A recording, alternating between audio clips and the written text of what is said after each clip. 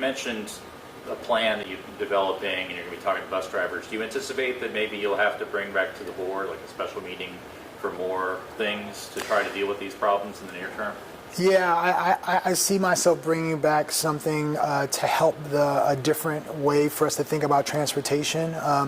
We may need to explore some things like different start times based on what our current population number is. I actually have them looking at the data metrics now for that.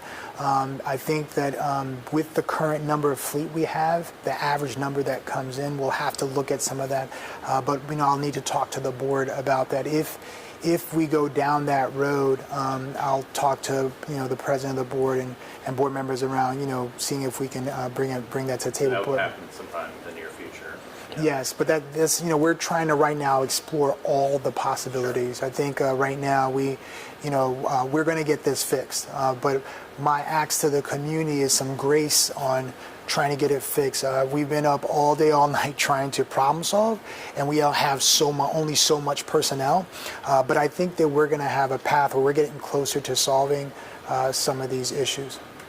Bus routes. You mentioned last night that there's probably going to be new bus route cards sent to parents at some point, like the week of the 28th or something. There was going to be new routes. So they're working through routes right now. What we ended up doing was we had principal supervisors go into schools to work with principals to find out who was riding a bus and who was not. So if you're riding a bus, it was yes. If you're not riding a bus, no, because we did not have the right number for the ridership. When we had the process of of getting parents to opt in into the ridership, the numbers were low, and so because we didn't have an accurate number, the problem was you couldn't route for the right amount of students. And we have more than 6,000 kids in the school system that rides the bus, and so we're trying to kind of problem solve through that.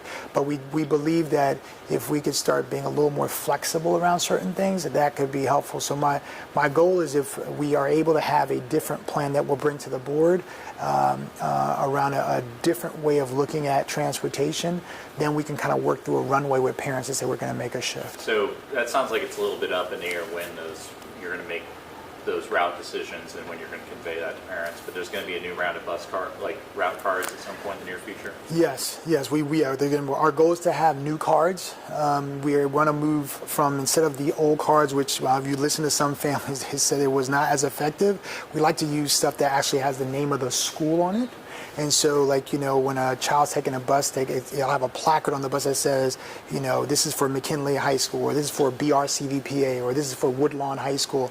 And I think that's going to be more helpful. So when they drive in those neighborhoods, there's no question about where that bus is going to go. And it's going to be a route number, right, but not a bus number per se, because the buses may change. That is correct.